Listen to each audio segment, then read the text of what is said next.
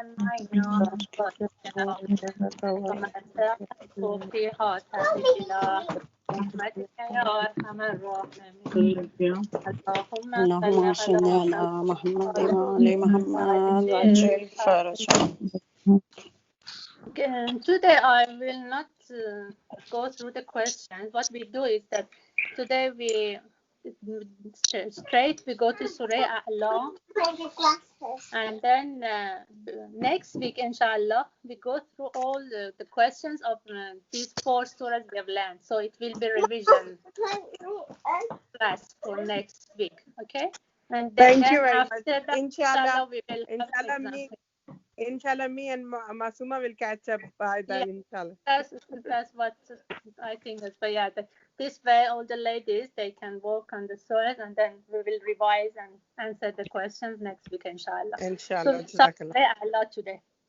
أعوذ بالله من الشيطان الرجيم بسم الله الرحمن الرحيم سبح اسم ربك الأعلى. Do we all need to yeah, would you please open Surah A'la? Yeah. Do we all need to be prepared for the sajda then? No, it's no wajib sajda in Surah A'la. Oh yeah, Surah A'la. Sorry, I was just confused with Alaq. Sorry about that. No. In that case, I would tell you. Yeah. No, there is no. No, sorry. Thank you. No, it's okay. Okay, سبح اسم ربك الأعلى. Glorify the name of your Rabb.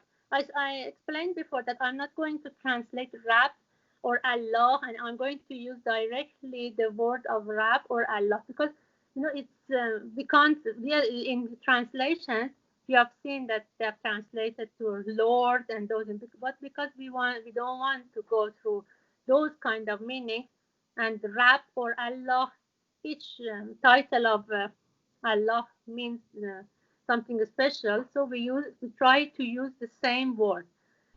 So when it says سبح اسم ربك الأعلى, who is the audience here?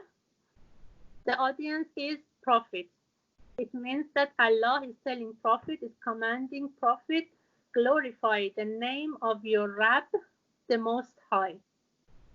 Let's see what S means here. S, سبح اسم ربك الأعلى. S means name. But in following ayat, when we go through the following ayat, we will see that name of Allah means attributes, characteristics, features, and actions of Rabb in the universe. Whatever we can see as attributes and features and actions of Rabb and of Allah in the universe, it's one name for Allah. What name is, in fact, is sign. For example, when we name somebody by a name, or we name something by a name, it's a sign for it. So we know that, for example, when we say Zahra, we know that who we mean. So name is a sign. So whatever is clearly a sign of God, a sign of God's existence in the universe, is counted as a name for Allah. So when we say Isma Rabbika, means any attributes, any characteristics, any actions which expresses God's existence in the nature is the name for it. This is a complicated concept. So we don't. It's not the aim of Surah A'la, the main aim of Surah A'la. So we don't want to spend too much time on it, because it is a complicated subject itself, and it needs its own time to discuss it. Just I want you to know that when we say Sabbih means glorify, Sabbih isma rabbika al-a'la means Allah is ordering Prophet, or Prophet has been commanded to consider Allah's attributes and actions free from any defects. This means to glorify Him. When Allah is saying Sabbih isma tasbih, what does tasbih mean? It means that we consider that Allah's attributes and actions are free from any defects, or perfect.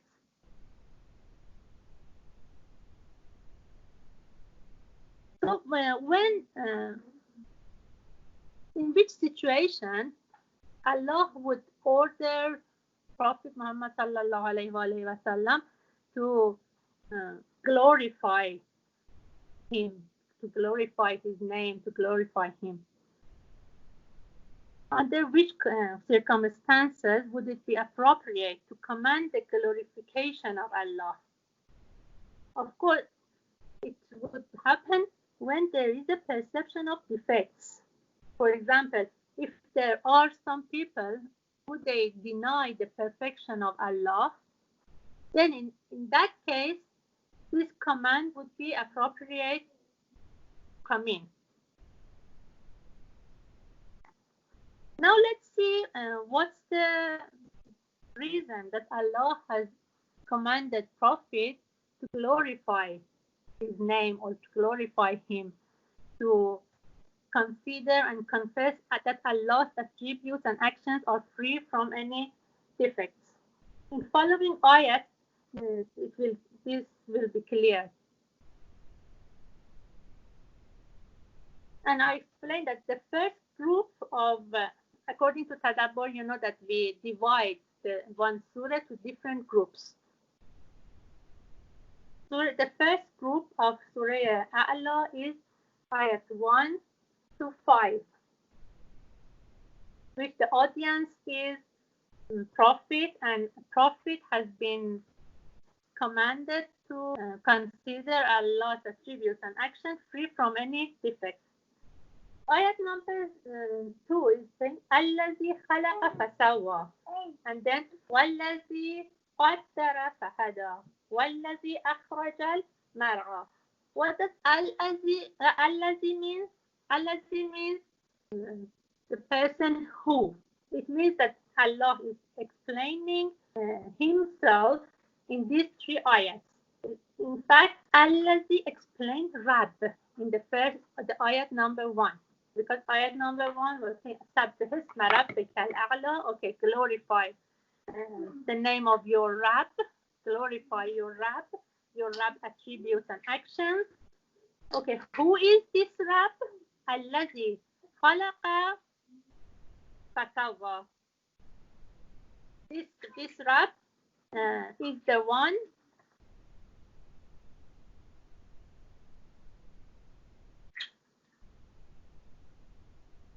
who creates everything. Alladhi khalaqa means creates. This Rabb is the one who creates everything. Fasawwa, and consequently forms it in accordance with what it is meant to be. It means that this Rabb is the one who creates and moderates everything. It means that whatever he creates, each component is appropriate and in its own place. So Allazi is explaining Rabb. And then ayat number 3 is Wallazi qaddara fahada. It means qaddara means who determines the nature of all that exists. And then fahada consequently guides it towards its fulfillment. Let's bring an example so it makes sense for you. For example, imagine a seed when we plant it in the soil. From the first stage, Allah creates it and moderates it, so everything will be in its own place. And then when it grows up, and Allah guides this creation towards its fulfillment. For example, till it become a plant, or if it is a, for example, fruit plant, we take fruit from it or whatever. So Allah creates, moderates, and determines the nature of all that exists, and then consequently guides it towards its fulfillment.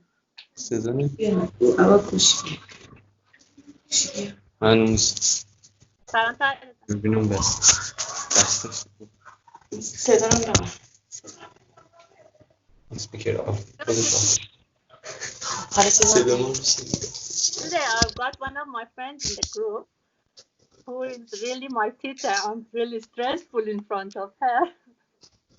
سلام فردا جان. صدای میشنوی؟ سلام سلام خوبی؟ خوش آمدید. خوبی؟ ببخشید ممنون. قربان چون اکو میشه صدا این اسپیکر رو اگه بی زحمت الان قطع میکنم چشم. ببین میگم من دارم به خانما میگم که من جلوی تو استرس دارم. نه این حرفا رو نزن. خیلی ممنون. خیلی خوش آمد. من نمیخوام وقت تلف بشه تو این کلاس. قربان. You know, Mrs. Chinifroshan is, in fact, is one of my best friends, like my sister and my teacher, who introduced Tadabbur to me. And what any knowledge I've got in Tadabbur, I owe her, in fact. MashaAllah, salam Khanum Jan. MashaAllah, Assalamu alaikum. I think she has muted her microphone.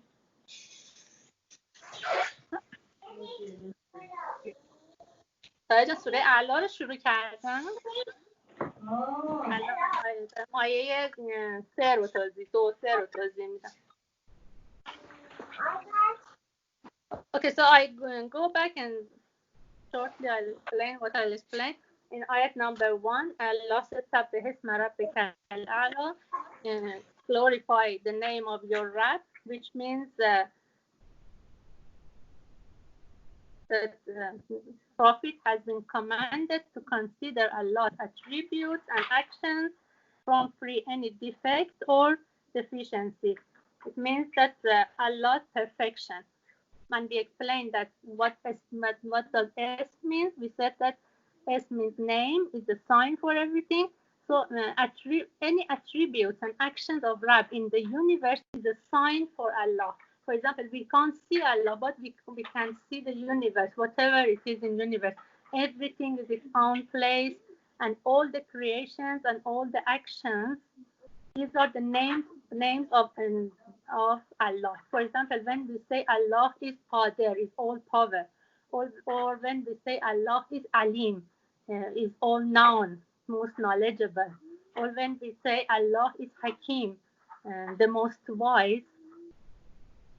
These are the results of the actions which we can, or attributes from Allah which we can see in the universe. For example, when we can see anything is in its own place, we can, and whatever happens is based on wisdom, we can say this is from wisdom. These actions and attributes are showing wisdom of Allah. So when we say Hakim, this Hakim is the name of these actions and attributes of Allah. That's why we say that it is a name of name, a small s. As I explained, this is a complicated subject. I don't want to go through it because it's not the aim of Surah, the main aim of Surah A'la.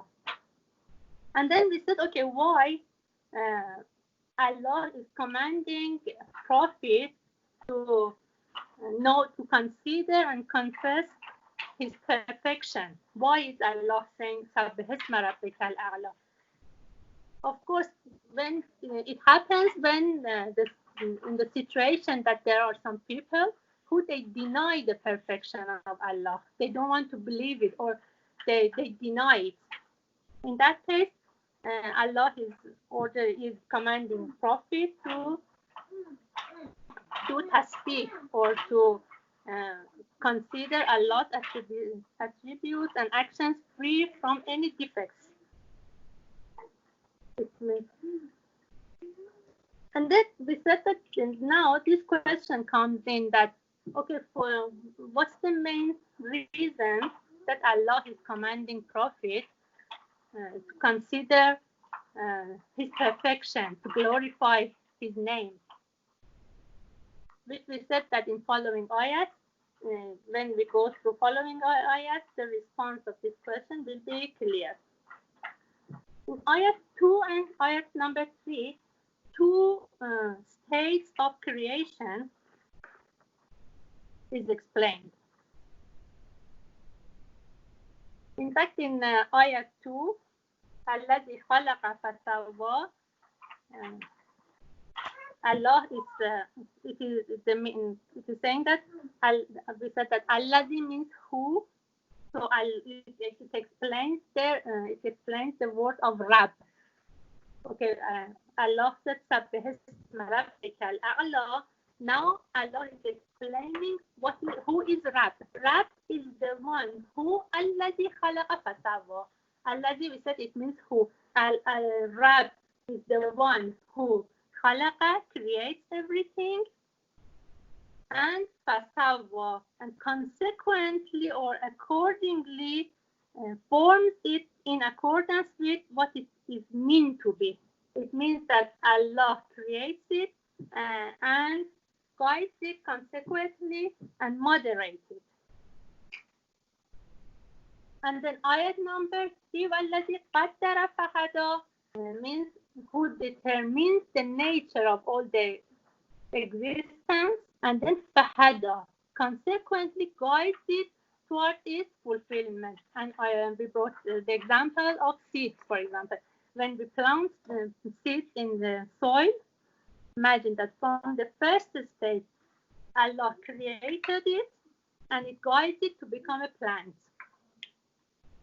So ayat number 2 and 3 express two stages of Allah's planning in creation. In fact, ayat number 2 and 3 is explaining the type of guidance of Allah. Here I have to stop explaining ayat and I should explain two types of guidance of Allah, which are we say hidayat takvini, okay, existential or universal guidance, and then hidayat tashri'i, legislative guidance. Let's see what are these two. Hidayat takvini, which is related to what I explained, that for example a seed, we plant a seed, Allah guides this seed to become a plant. Or for example, Allah guides the sperm, forms it, and from the start point to its final point, it becomes a child, baby, and then it will be born, and it becomes, he grows up, becomes adult. This is existential or universal guidance, which happens, this guidance covers all the existence in the universe. Then when it comes to legislative guidance, which is tashri'i, it is related to shar, to Islamic laws, which Allah sent prophets and Ahlul Bayt to guide us towards, for example, using the Islamic laws in our life. This is legislative guidance. I hope I have explained it well, so because this is very important. So this ayat number 2 and 3 are related to hidayat takvini. They are explaining the existential guidance, which covers all the existence in the universe, and there is no exception. Anything you can imagine, this guidance of Allah, it covers it. To this stage, we haven't got the answer for our question that why Prophet was commanded to glorify the name of Allah. Then in ayat number 4 and 5, Allah brings examples for these two stages of creation. For example, we said that ayat number 2 and 3, Allah said, الَّذِي خَلَقَ فَسَوَّى, created and moderated it, everything in its own place. وَالَّذِي قَدَّرَ فَهَدَى, Allah determines the nature of all the existence, determines the limits for every existence, which I'll explain again more later after this example. فَهَدَى, and guided it towards its fulfillment, which we said this is existential guidance. This is hidayat takvini. Now, ayat number 4 and 5 is an example. وَالَّذِي أَخْرَجَ الْمَرْعَى, فجعله غثاء أحوى. والذي أخرج المرعى والذي means who again. This rat which we spoke about him, he is the one who raises the pasture. Mar'a means pasture, the plains which we take, for example, sheep or cows to eat, to feed them by grass.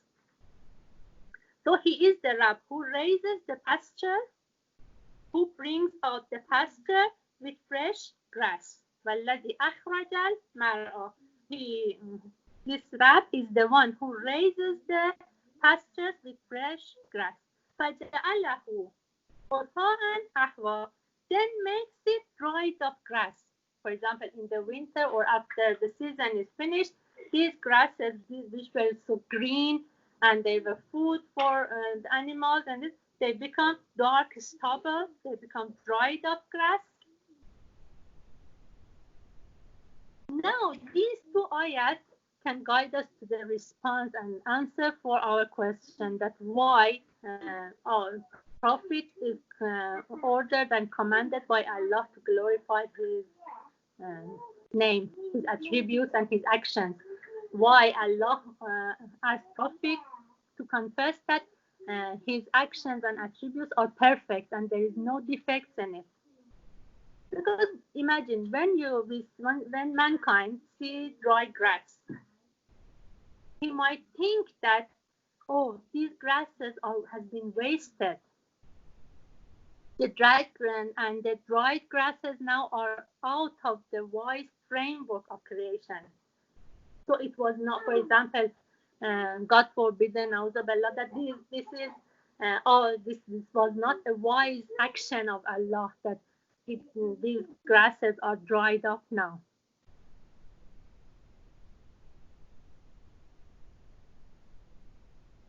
But when Allah is saying سَبِّحِ اسْمَ رَبِّكَ الْأَعْلَى, Allah wants to say, Prophet, that, oh Prophet, think this way, that when I dry up the grasses, it's not something out of wisdom.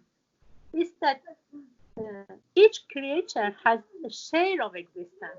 For example, the share of existence for the grass was that much. And a limit has been set for it. For example, for these grasses, the limit for the creature, the share of their existence was that much that they dry up after a short while. So it's not deficiency in the creature of the grass. So we have to we have to consider and confess that the creator of this grass, or whatever Allah does, actions, or every action and attributes of Allah is perfect. It means that Allah, by الذي خلق فسوى, creating and moderating, and والذي قدر فهدى, means setting limits for every creation, every existence, and guiding it consequently to its fulfillment. These two ayat and this example shows that there is no defects in Allah's attributes and actions. So in the system of universe, which is created and moderated, and which limits has been determined, and it was guided consequently to its fulfillment, there are no defects. So this is the guidance of the first group of ayat of Surah Al. The first group, we said that ayat number 1 to ayat number 5 is the first group of ayat of Surah Al.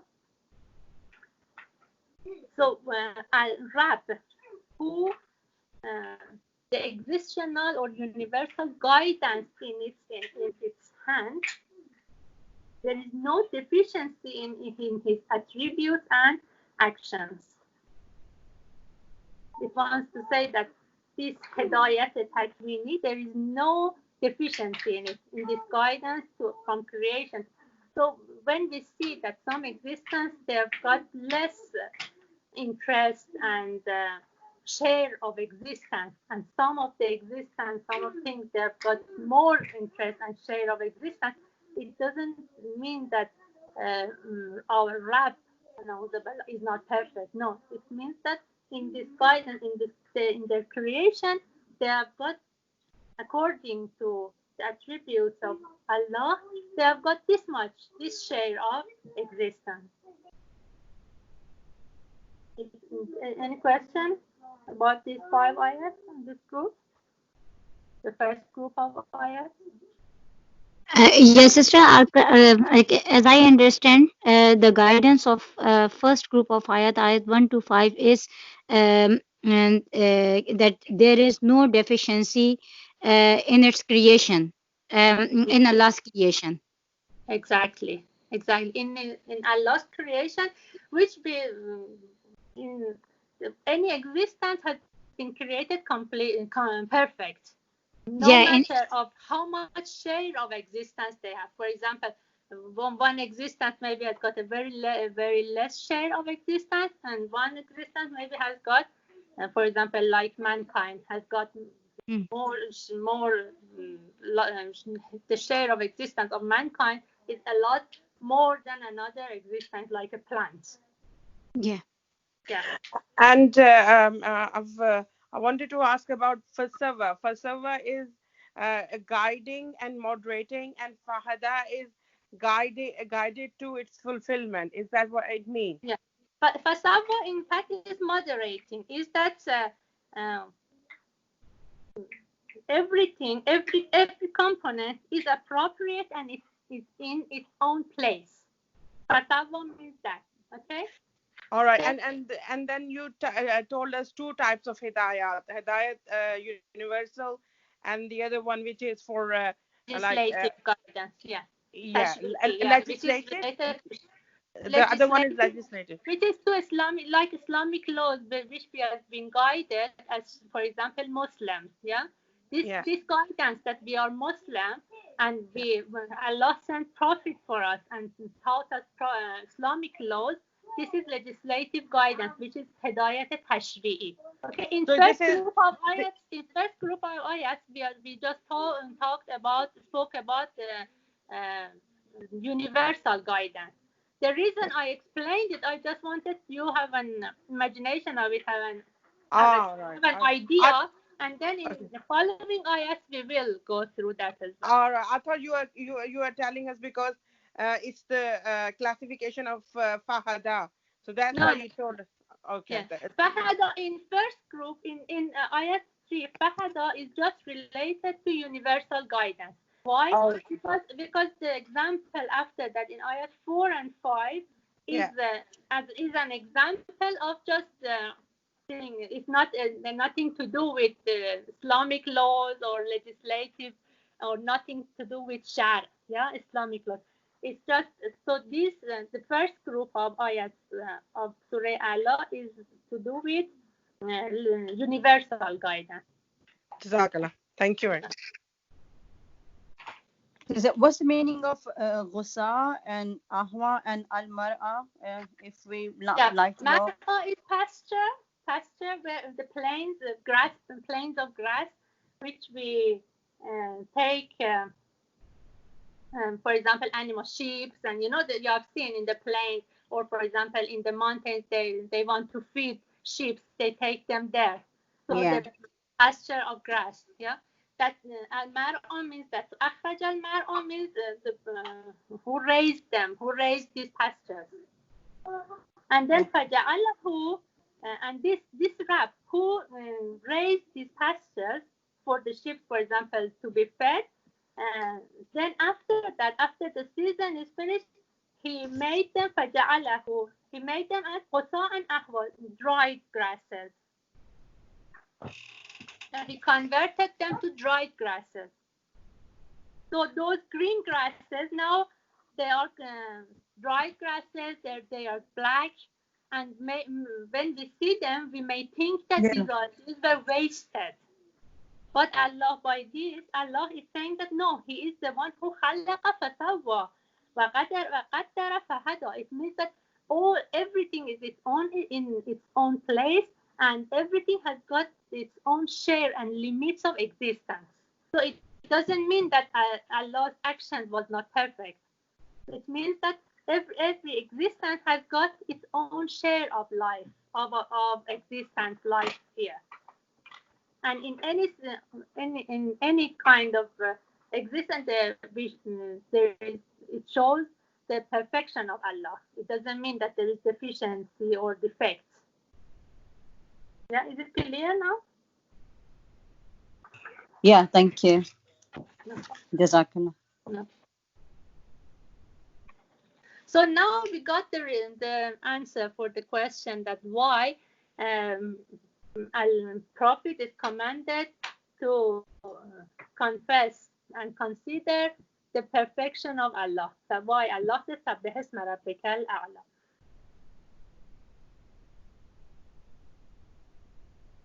And then we come to the second group ayat of Surah Allah, which is ayat number 6 to 13.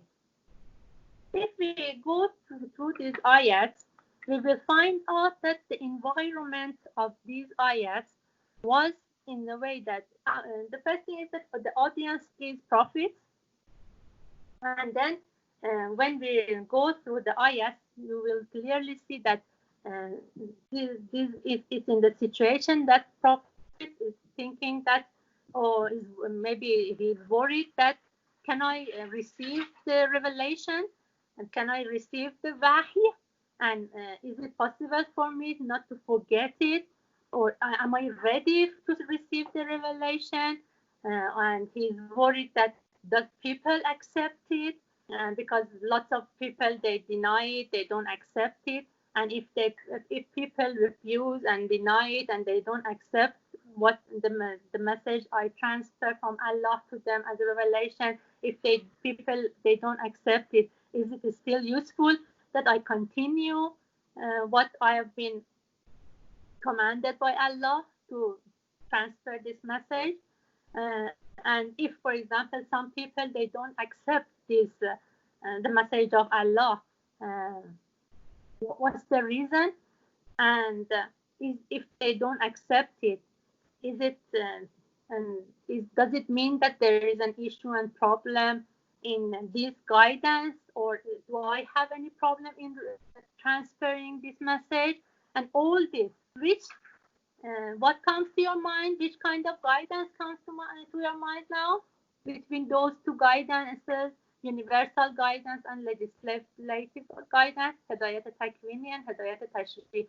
Which one comes in your mind now? Could you please answer?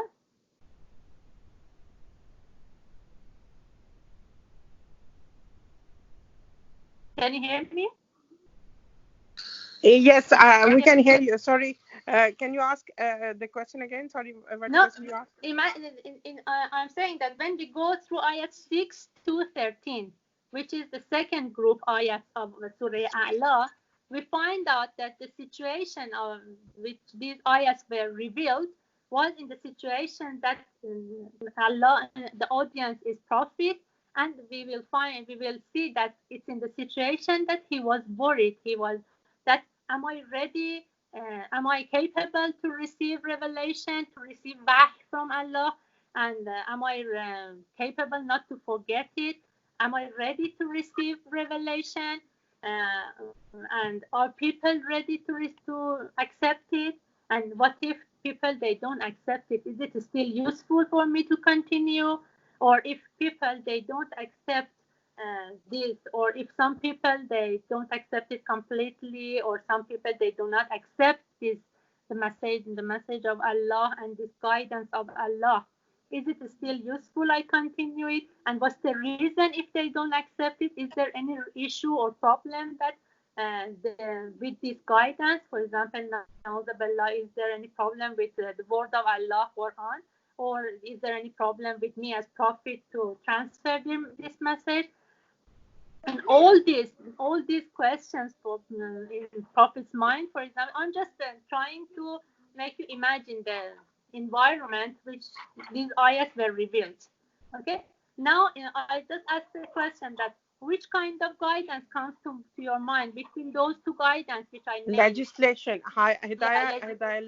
legislative. Legislative guidance. So ayat number 6, سنقرئك فلا تنسى. Is that imagine that prophet is worried that am I capable to receive the revelation, to receive light and protect it? That's why Allah is answering this feeling of these questions of prophet, that we will make you recite so you shall not forget. سنقرئك فلا تنسى. So Allah wants to calm down our Prophet sallallahu alaihi wasallam, that we are the ones who will make you recite. Okay, سنقرئك. And sometimes I told you that I'll explain just some points of Arabic for you to have an idea. سنقرئك. It's the root of this word is اقرأ. اقرأ means make somebody to recite. Okay, اقرأ.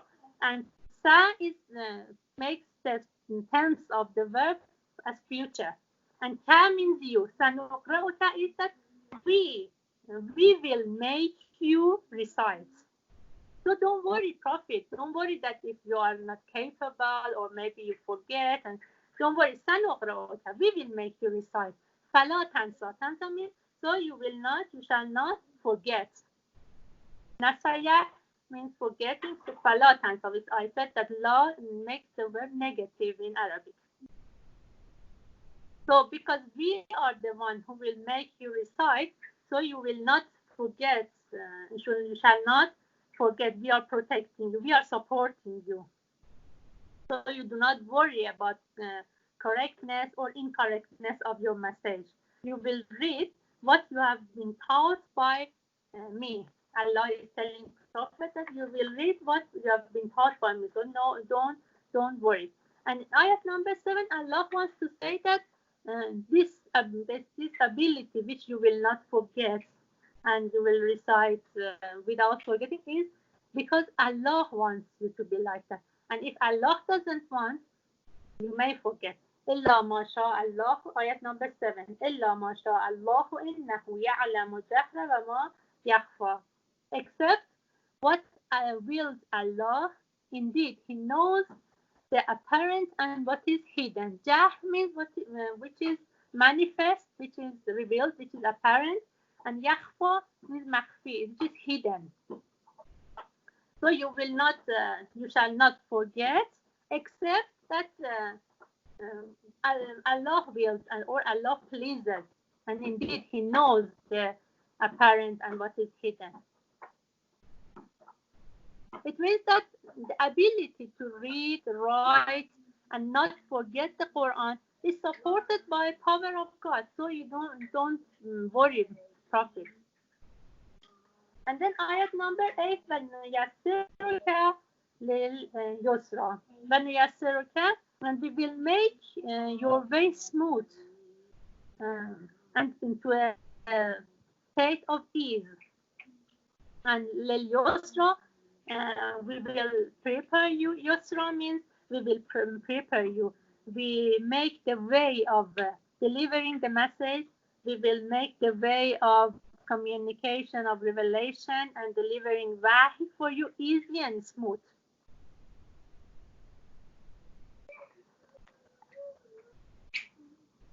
Ayat number 9. فَذَكِّرْ إِنْ نَفَعَتِ الذِّكْرَى. So remind people of the zakir means remind people, tell them, remind people of the revelation. Definitely reminding is useful. In nafat is zikra. Definitely reminding is useful. Look, by these ayats, that now you can see what I explained at the start of this group of ayats, that it was in the environment that Prophet was worried. So when Prophet was worried that am I capable of receiving and revelation, wahi, and not to forget it, Allah says, recite, so you shall not forget. And then, إلا ما شاء الله إنه يعلم الجهر وما يخفى, except what Allah wills and pleases, and He knows the apparent, the manifest, and then when he was worried that is it for him, and Allah said, "Nuyassiruka lil-yusra." Don't worry, we will make your way smooth. And then he was worried that lots of people maybe they don't accept, they refuse why, and they do not accept the message. Should he continue, or what does he do when they don't accept it? And now, even if people they don't accept it or accept it, doesn't matter. The reminding them is useful. In some translation, maybe if you have studied different translation, you have seen that they have some translated in here on ayat number 9. فَذَكِّرْ إِنْ نَفَعَتِ الذِّكْرَ. Maybe you have seen that they have translated in as if. For example, remind them if it is useful. Now, this is not the right meaning. This meaning doesn't adopt with the ayats of this surah, because Allah said that we will make it easy for you, and we will make you recite. So we will make you recite, so you shall not forget. We will make the way smooth for you. It doesn't mean that after all this, Allah says that, just remind them if it's useful. So if it's not useful, don't remind them. No, it doesn't mean that. So in here, doesn't mean if, remind. Definitely reminding is useful, because in Arabic it has got different meanings. So Allah is fully supporting Prophet to transfer the message of Wahy and the revelation. Sorry, sister, can I just want to clarify this? So Yeah. Nafat al-Zikra means that it is definitely useful for that. In here, فَذَكِرْ in نَفَعَتِ الذِّكْرَ. In means definitely. نَفَعَتِ الذِّكْرَ means this reminding is useful. Yeah. فَذَكِرْ, when verb in Arabic, we have got roots of verb, for example, zakara. And then zikr is reminding. And then when it becomes in different, because Arabic, as I said, that it is very complete language. It's not like, for example, English, which we have one shape of the word, and we use it for different purpose and different tenses and in different situations. In every shape of verb, which we said bab, which I cannot explain it now because it goes to deep Arabic of grammar of Arabic. When it becomes like that, for example, when it says zakir is order. Is when it becomes as this shape of verb, zakir, it's that Allah is commanding Prophet that remind them, fazakir, tell them. It means deliver the message of Wahy to them. Oh, thank you.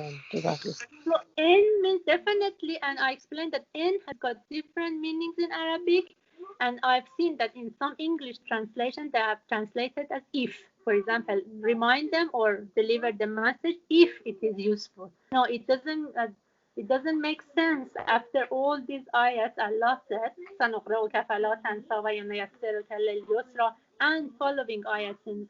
It doesn't make sense that Allah tells Prophet that, for example, or Allah sends Prophet to us and tells him that, okay, if it's useful, recite and deliver the message. No.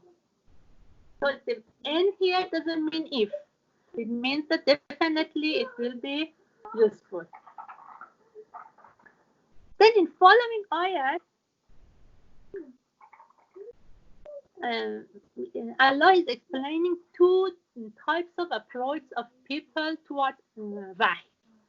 Because when our Prophet delivers the message of Allah, delivers Wahy to people, and two types of approach people have towards the message of revelation, which Allah is explaining in following ayat. Ayat number 10, Allah is saying, سَيَذَكَّرُ مَنْ يَخْشَى. It means that those who fears Allah will receive and accept it soon. And then in this ayah, and then we have got next ayah, فَيَتَجَنَّبُهَا الْأَشْقَى, and the most unfortunate one will avoid it. There are some points in this ayah. سَيَذَكَّرُ, again, this is means future, when we want to convert the verb to future tense of verb, we use that, and shows that future which happens soon, not late future, which soon it happens. سَيَذَكَّرُ, it means that they will accept this reminding. They will receive and accept your message. When you remind them, they will accept it. Man means those who yakhsha.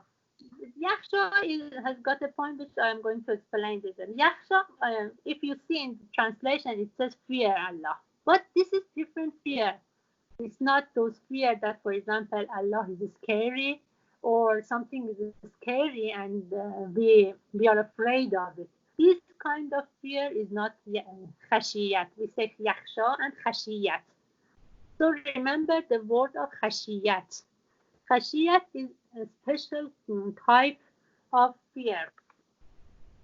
It is the fear which is because when we understand the greatness of something to the point that we feel how small and insignificant we are compared with him. For example, in front of Allah, we understand the greatness of Allah, how great he is, how we understand how glorified he is, and then we feel that how small we are in front of him, compared with him, then we feel fear towards him. But this kind of fear is called khashiyat. So it's not because something is scary. That is different. And that's why in one of ayats of Quran we have that among Allah's servants, only who are possessed of knowledge about Allah, they fear him. And the fear, the word of fear is yakhsha again. So yakhsha means that kind of fear which we understand the greatness of Allah and we feel how small and insignificant we are compared with him. So it says فَيَذَكَّرُ مَنْ يَخْشَى, just those kind of people who they feel they have got knowledge that how great is Allah. And they are possessed with this knowledge that how great is Allah, then those kind of people, they receive your reminding, sayazakkaru, and they accept it.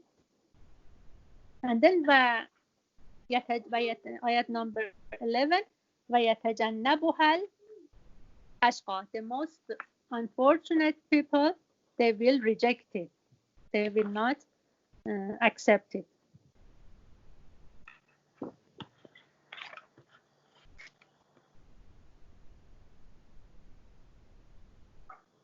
And يتجنبها الأشقى الذي يصلى النار الكبرى, who shall enter the great fire. The most unfortunate one will avoid it, and he's the one who shall enter the great fire.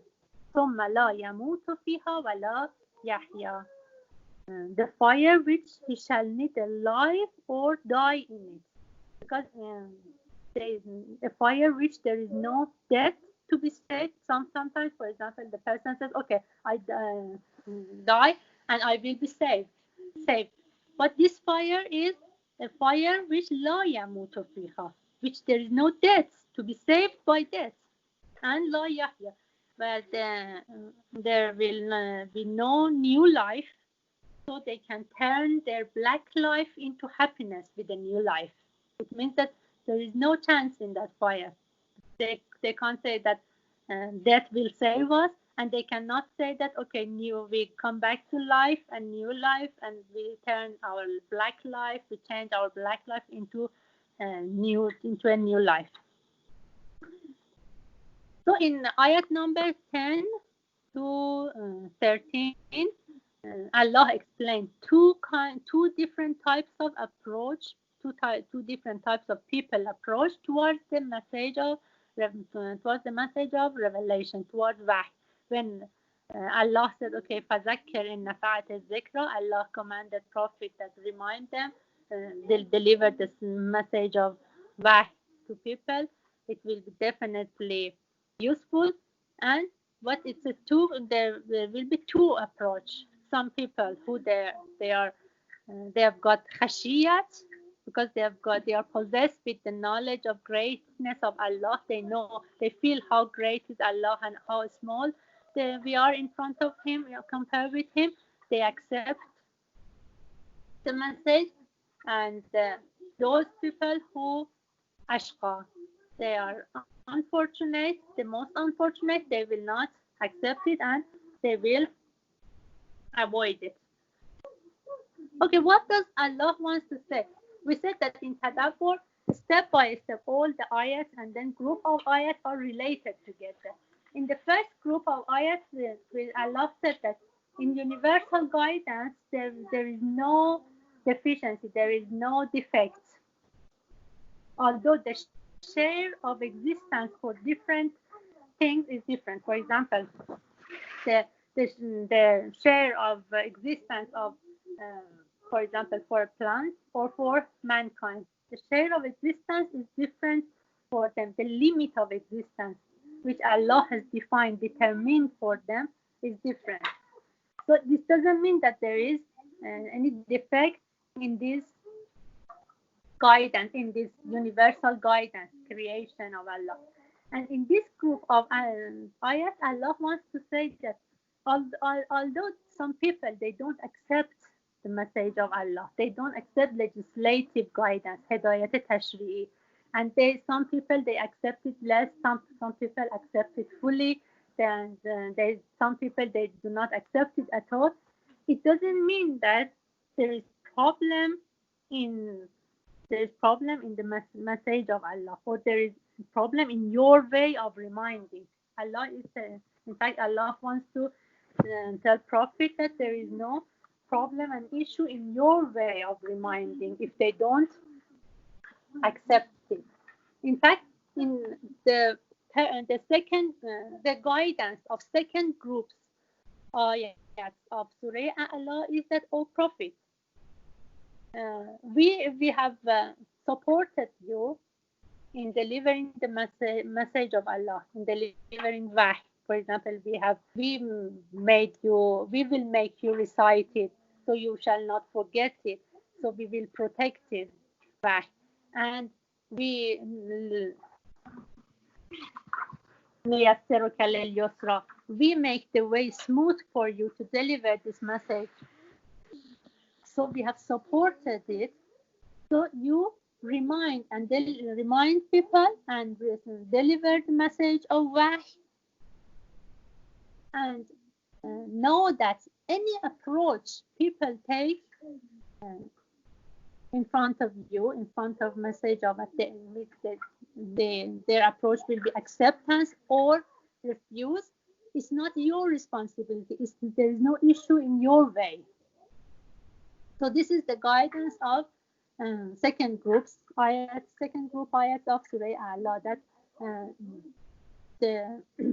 any approach people take towards receiving and accepting or denying and refusing the message of Allah, you know that it is there is no problem with your way.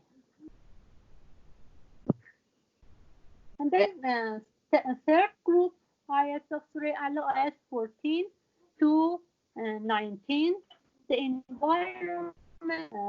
environment of the speech of this group of ayats.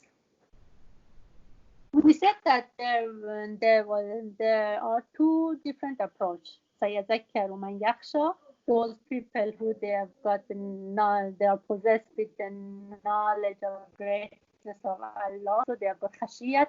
They have got that special kind of fear, which is called khashiyat. They accept it.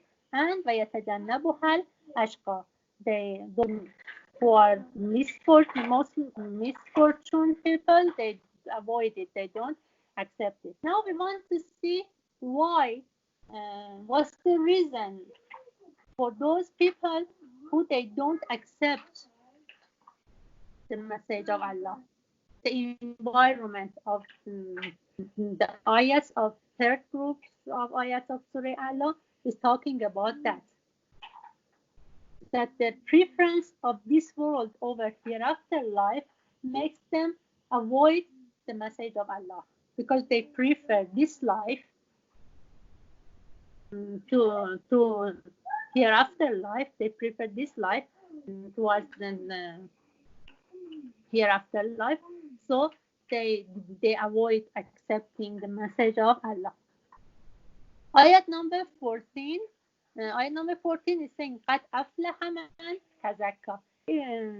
قَدْ أَفْلَحَ مَنْ تَزَكَّى means he indeed shall be successful who purifies himself. Tazakka means purifying himself. Who purifies himself will be successful. أفلح. So aflaha means cultivation, being successful. It means that, for example, we spoke about the quality of our meeting with Allah in Surah Inshaqaq, which those people who they meet their Rabb on the day of judgment face to face, and they receive their results, the results of their actions in their right hand. So those kind of people, they are قد أفلح من تزكى. أفلح, those are successful and cultivated people. And if you go back to ayat number 10, سيذكر من يخشى. Again, سيذكر من يخشى قد أفلح من تزكى. We can connect these two as well together. Those people, they are possessed with the knowledge of greatness of Allah, and they can see how small they are compared with Allah. They are the only one. They will accept your message soon, and those are the ones that be successful. Those are the ones who purify themselves, and they are successful. وَذَكَّرَ اسْمَ رَبِّهِ فَصَلَّى. And remember the name of Rabb and praise. Those are the ones. Zakara Asma. Again, Zakara. They remember the name of Allah. It means that they magnify the name of their Rabb. And Fasalla. Salla means, and they pray. They salat. They do praying. They recite namaz. There are some points in this ayat which I'll explain. But ayat number 14 and 15 wants to tell us that the only way to salvation, to being successful, falah and rastgari, to become, to reach falah, is the only way to salvation is cultivation and cleaning ourselves impurities. So قد أفلح من تزكى. So one of the keys which we can reach salvation, the only way to salvation is tazakka, purifying ourselves. And then ayat 15, ذكر اسم ربه فصلى, is remembering Rabb and praying namaz as a practical aspect of remembering Rabb. Okay, we will remember Rabb in every part of our life. And as a practical aspect of remembering of Rabb is reciting namaz. So these are the key items which guides us to salvation. And then ayat number 16 is saying بَلْ تُؤْثِرُونَ الْحَيَاةَ الدُّنْيَا. It means that they prefer this world to hereafter life. Because they prefer this world.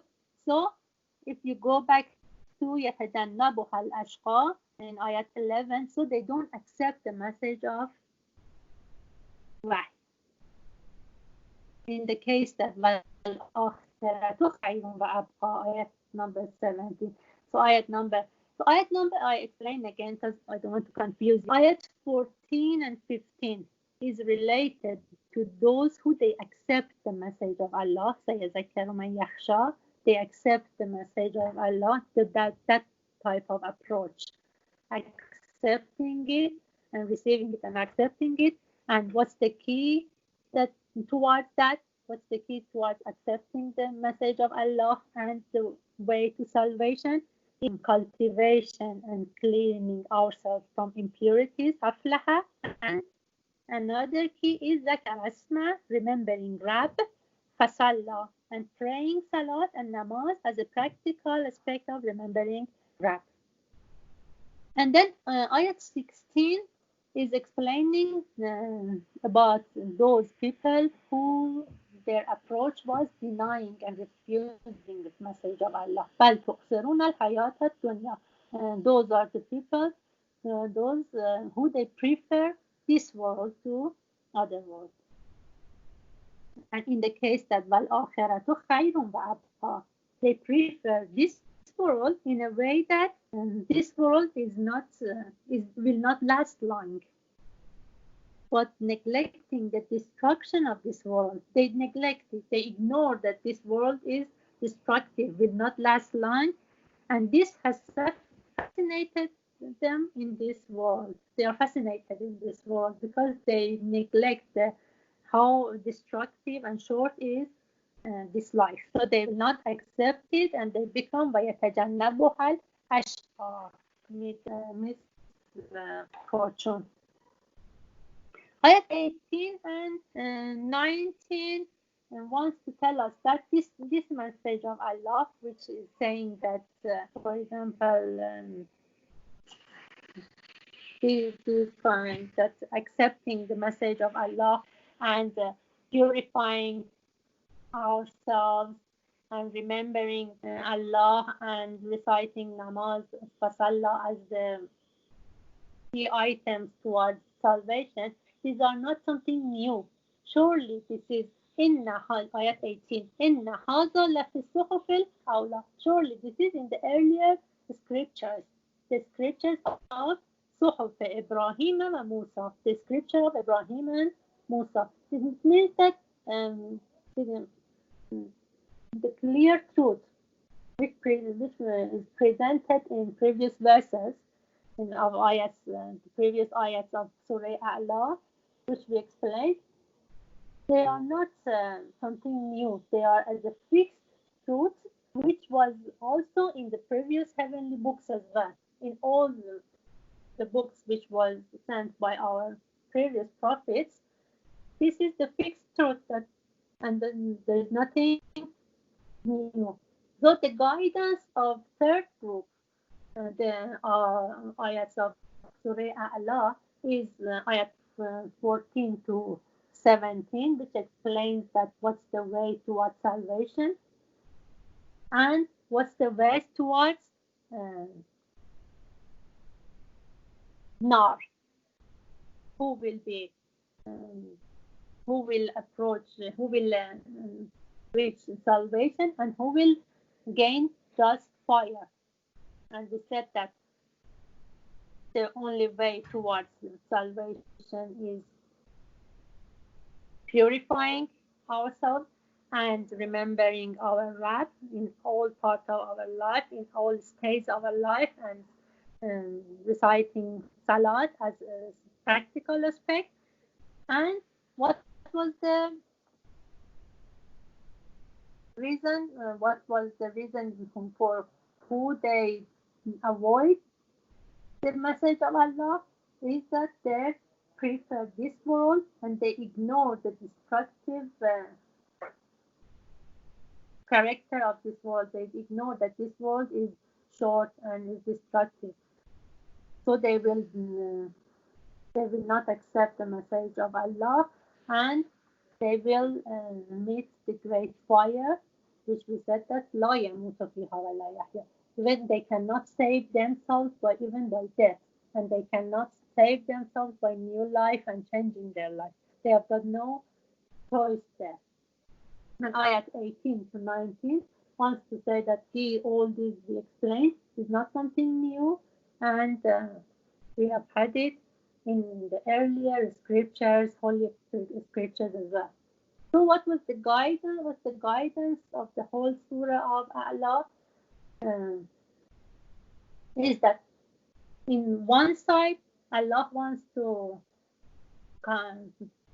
make prophets, to give calmness to prophets and to motivate prophets that you are capable, because we will make you recite we will make you recite the message of Allah, and we will make your way easy and smooth, and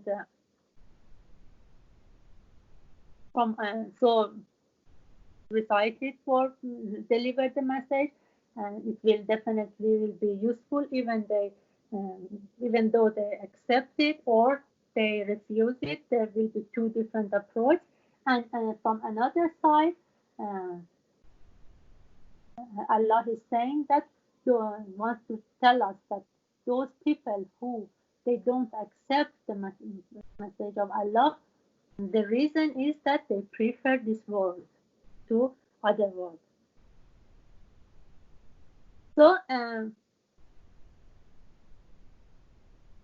if we notice the environment we had in the first groups of ayats was related to second groups of ayats, and then the reason Allah is commanding prophets to glorify the name of Allah. In fact, and the reason Allah is saying in the first ayat, Sabbih isma rabbikal a'la, glorify the name of your Rabb, glorify, confess and consider that all attributes and actions of your Rabb, who is high, who is the highest, is there is no defect in it and is perfect. The reason is not that Prophet is worried about those pastures or grasses, which Allah brought as an example. Akhraj al-mar'a. He said that he raised the green grass and then he dried up the grasses. Though that was not the real reason.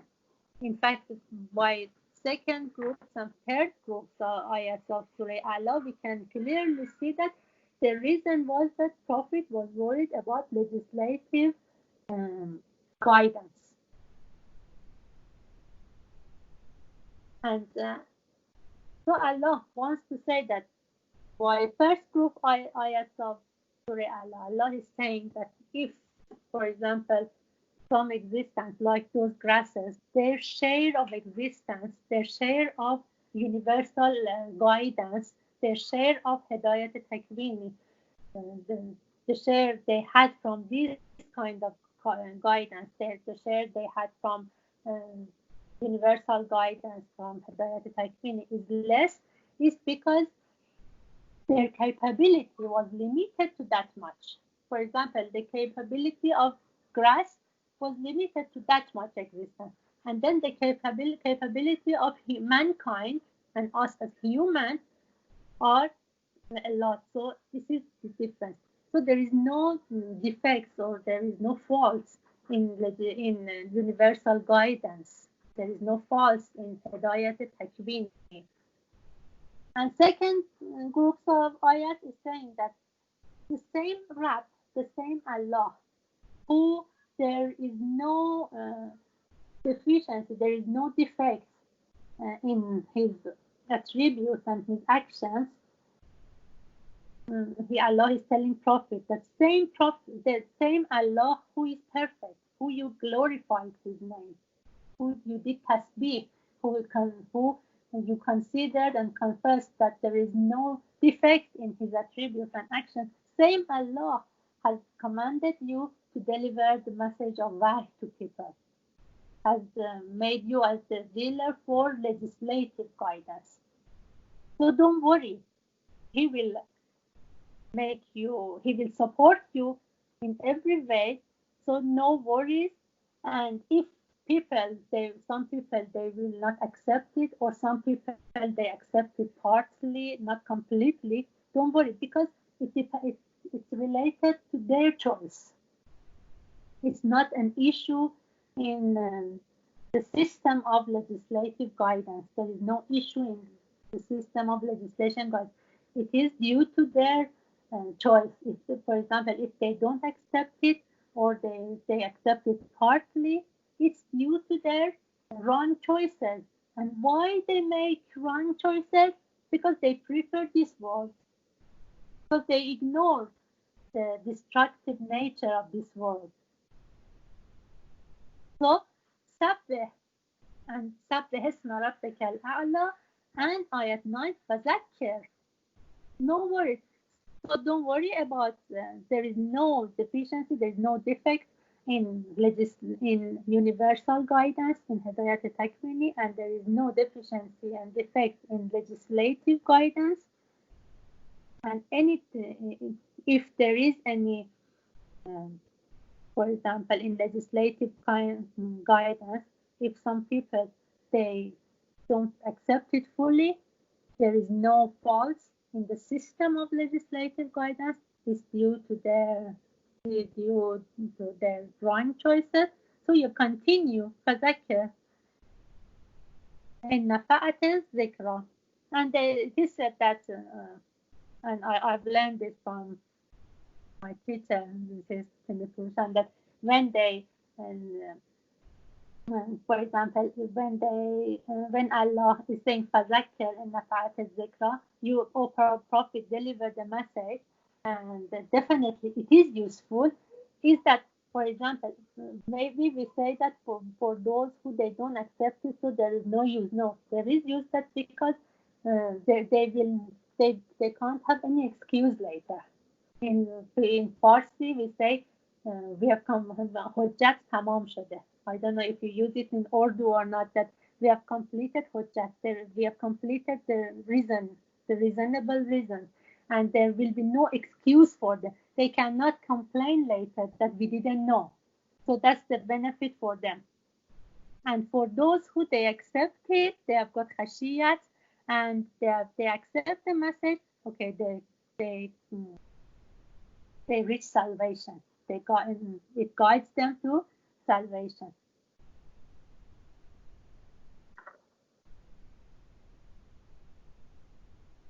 And then in the third group of ayats of Surah Allah, Allah explained two different approaches, which is acceptance of message of Wahy, which is due to khashiyat. Those who are possessed with the knowledge of greatness of Allah, they can feel how great Allah is, and how small and insignificant we are compared with Allah. So they accept it, and so the way towards salvation is that tazakka is purifying ourselves, وَذَكَرَ اسْمَ رَبِّهِ, and remembering the name of Rabb. It means that in every stage of life we remember Allah, and fasalla, and practically as well we prove it by praying namaz. And another approach was avoiding and not accepting the message of Allah, who they are ashqa, who they are misfortune, the most misfortune. They do that. Why? Because they prefer this world to other world, and they neglect and ignore the destructive structure of this world. So generally, there was two types of audience in Surah Allah. One audience of Surah Allah was Prophet, which Allah wanted to tell him that no worries if people they don't accept the message of Allah, and so there will be no defect in legislative guidance, system of legislative guidance to carry on delivering your message. And another group of audience of Surah Allah are people who they don't accept the guidance of legislative guidance. They don't accept the message of Allah. In fact, they close the way towards salvation for themselves, And the root of this approach is that they prefer this world to other worlds. So we should always remember that this world is short, will not last long, and the real life starts in hereafter life. And the whole guidance of Surah A'la is that, O Prophet, exactly like universal guidance, which is in control of Allah, and there is no defect in it, and every existence has got its own shape, less or more of existence, and there is no defect in it. In system of legislative guidance, Hidayat Tashri also, there is no defects and deficiency. So with support of your Rab, continue and deliver the message, and don't worry. And people, notice and remember and consider that until you prefer this world to other worlds, you will not get any benefit. You cannot get the proper benefit from this message, and you cannot find your way and move towards salvation. اللهم صل على محمد و آل محمد و عجل فرجهم. همچنین پروشم ببخشید خیلی وقتتون رو تلف کردم. Okay, if anybody wants to leave, you can leave soon, because I don't want, if you're busy, I don't want to waste your time. And if there is any question, I'm ready to answer. And if I don't know the answer, inshallah, I'll take the answer for you and come back to you. Thank you to Khanam Taira as well that she attended the class.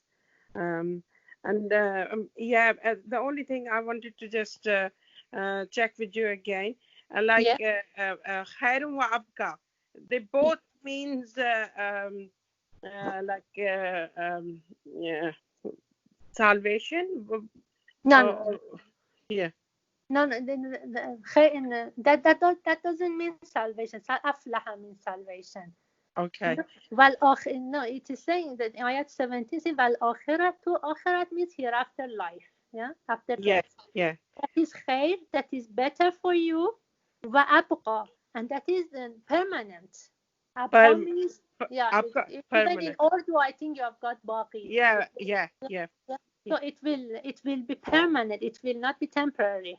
So those people who they prefer this world to other world, they should notice, they should consider that this world is not permanent. It's temporary and so short. But the hereafter life, akhirat, is khairun, is better and permanent for them. And one more thing, sorry, I'm disturbing you. Summa la yamutu fiha wala yahya. Then there will be no life. It says in the translation here. So that means no life or no hope for them to come back to better life. It is related to ayat 12. الذي يصلى النار الكبرى. In fact, we say وَيَتَجَنَّبُهَا الْأَشْقَى. Those, the most misfortunate people who they avoid the message of Allah, they don't accept it, they avoid it. Those are the one who they enter the great fire. Yaslan nar al-kubra. Okay, and then ayah 13 is explaining this fire. That this fire is that kind of fire that there is no death in it. It means that we have heard about the specification of hell, Jahannam, that they die and they become for example, they burn them and they again the body will build up, and again they are burned, and again it is built up, so they don't die. So they cannot say, okay, we can save ourselves by death. You know what I mean? Yeah. They continuously they suffer the azab of Jahannam. They suffer the azab. Yeah. Okay. So there is no yamut, la yamutu. There is no death in it, so they can't save themselves by death. And wala yahya, and neither they will not be able to have new life. So they say that, okay, we come to new life and we change our life this time. So we accept the, for example, message of Allah. Yeah, because it says here, then he will neither die therein nor live desirable. So I couldn't understand what's that No, mean, but you explained that it clearly. yeah. Yeah. No, that's why I'm saying if you use translation, you Yeah. use different I explained last week, but I think you were not in the class, that I said that because I've gone through different English translation, some of the translation doesn't make sense. There are Yeah, it doesn't two make sense. items. Yeah, No, there are it two doesn't. items which I explained, Sister Aram, about translation. That some compare this translation, which one makes sense, and then what I said, that Tadabbur group, I said that they have worked hardly about more than about 30 years on this, or more than, I don't know exactly, more than 20 years or nearly 30 Wow. years on this course. So they have researched a lot. So they have chosen the meaning which is most most adaptable with the meaning of the surah.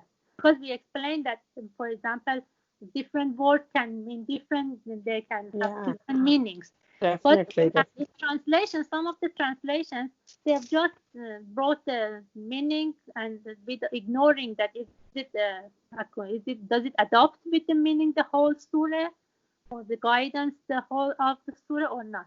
So that's why I said that please use the meanings we explain in this course, because I bring the meanings which Tadabbur group. I don't say anything out of the schedule No, or definitely. the Definitely. syllabus. So you suggest that we shouldn't be referring to, like, comparing to the translation. No, no, I'm not saying that. In fact, I'm saying definitely before class, go through different translation, study surah, study the meaning Okay. of the ayat.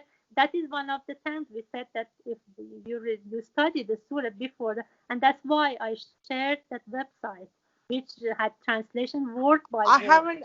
haven't got the chance to go on that. Okay, Can I you share it again. share the link again for me, please? But what I want to say, that when, for example, I say use this link for translation, doesn't mean that I say every translation, all the words are correct Yeah. according to Tadabbur, what we explained in the class. Maybe there are Understand. some. That's why I explained for ayat 9. For example, N فذكر إن نفعت الذكر, because I compare different English translations. Yeah. Even in Farsi translation is the same. It's not just English. So definitely study the surah, but compare different translation, and then finally the translation we explain according to the syllabus of Tadabbur course, Yeah. because they have done research and they have chosen the best. No, most definitely. Like we weren't never been able to understand anything by using the translation, because it confuses you. It doesn't make any sense. Yeah, But exactly. when you explain, mashallah, it I starts don't making explain sense. anything by myself. It's all because Mrs. Chinepusha introduced me to this course, and all of Mashallah. that is that. Alhamdulillah. We are thankful to her as well, mashallah, Yeah. and thankful to you that it is really eye-opening. When we listen to this tadabbur, we do get to know Allah more. That's what it means, and mashallah, we'll try and work hard with you, inshallah. Sorry, I couldn't do anything much last few weeks, but now I'm No, really serious about it, I inshallah. understand your situation. Yeah, inshallah. Inshallah. Thank you very much. Jazakallah. Okay, no problem. Okay, no questions? Sister, I have a quick question. Yeah. That third group will be IS 14 to 17 or 14 to 19? 14 to 19. 14 to 19. Okay, because as I understand, 18 and 19. Yeah, Yeah. it is 14 to 19, but then the main, every group has got key ayats.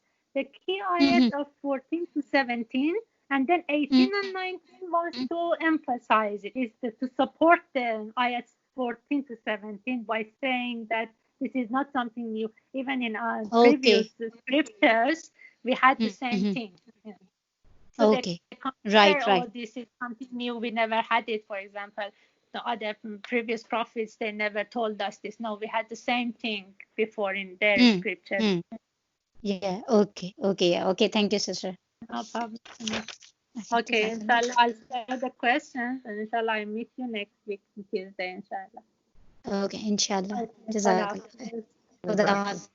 خداحافظ. محمد و آل اللهم صل على محمد اللهم صل وعلى على محمد وآل محمد وعجل فرجهم.